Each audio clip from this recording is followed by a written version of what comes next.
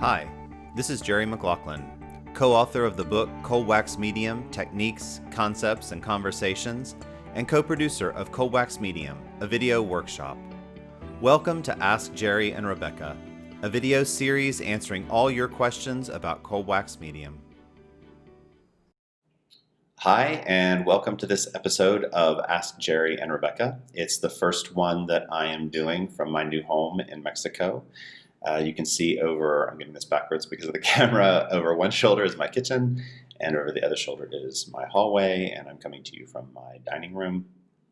I'm really excited to be here, and I hope that some of you are able to come and join me for a workshop down here, because I've only been here 2 weeks, but San Miguel is an amazing place to be for a variety of reasons.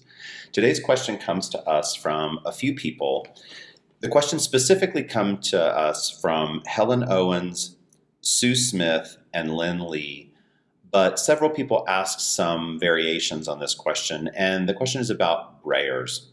So the first part of that question is, what are the differences among the brayers? And I would say that there are 4 brayers that people use. The first is a foam roller, so one of those kind of cheap things that you might get at the hardware store or at one of the hobby stores. That's just a 6 or 8 inch foam roller. And that has some very specific effects and uses, but it's not nearly as useful for everyday work as the other brayers, and it doesn't last. Those things get clogged up and they dry up and you have to throw them away. The 3 main brayers that people use are this one that Rebecca and I had designed and made. The second one is Innovart, which is the one that Rebecca and I and many people used for years before ours came out. And then the Speedball brayer, and it says Speedball soft brayer, but when you press on it, it's really quite firm. And that's one of the most important differences, is that the Speedball brayer, even though it says it's soft, it's really quite firm. And Rebecca and I have discovered that we just can't get the variety of effects that we want with that firm surface. And when we're teaching workshops, a lot of people are using either, frankly, a hard plastic brayer or that Speedball soft brayer, and they're frustrated because the effects are just not happening the way they want, and that's because of the softness. Now, the Innovart brayer, in comparison to ours, is pretty similar, but ours is a little thicker and a little softer, and that's what we wanted. The other difference between the Innovart and ours is the axle and the way it's made.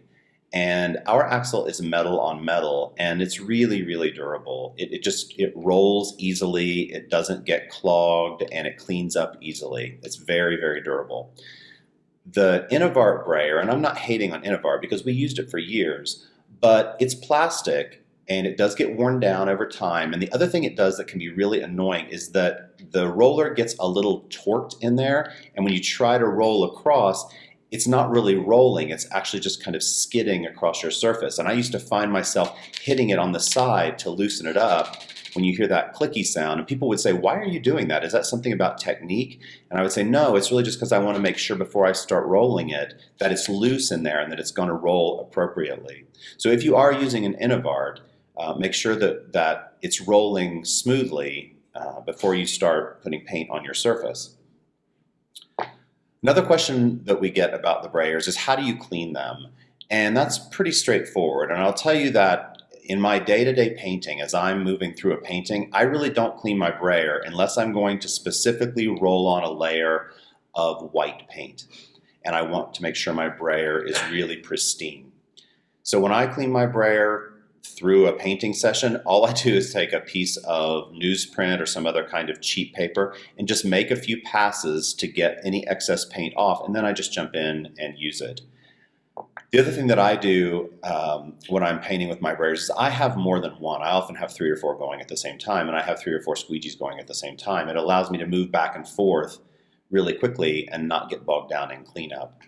But as to how I actually clean the surface when I wrap up my session for the day, because I don't let paint dry on here. It's really tough to get off once it dries, and I like my surface to be nice and smooth so that I know what I'm going to get when I paint.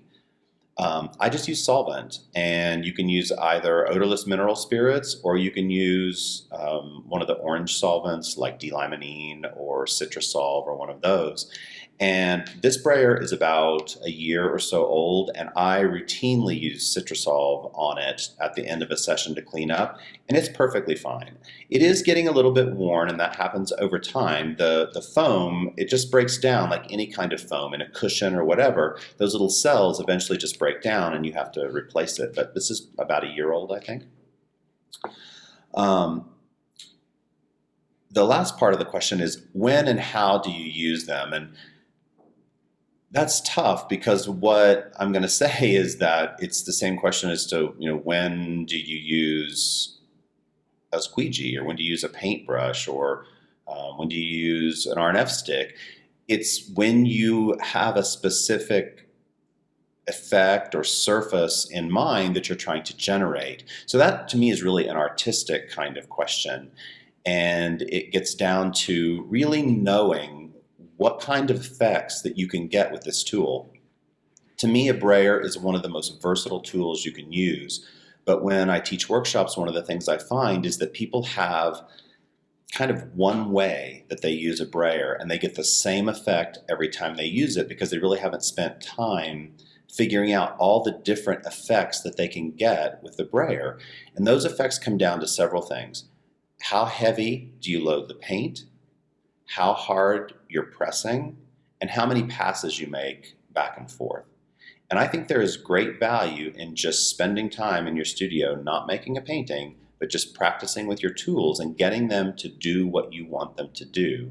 And anyone who works with me in a workshop knows that I have this phrase: I want you to get what you want, not just get what you get. And I see a lot of people who are frustrated because they take their tool and they do something and they just get something, and they feel like they have to live with that.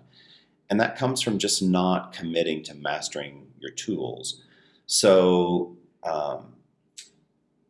that's one part of that question. The other part is, when do you use it?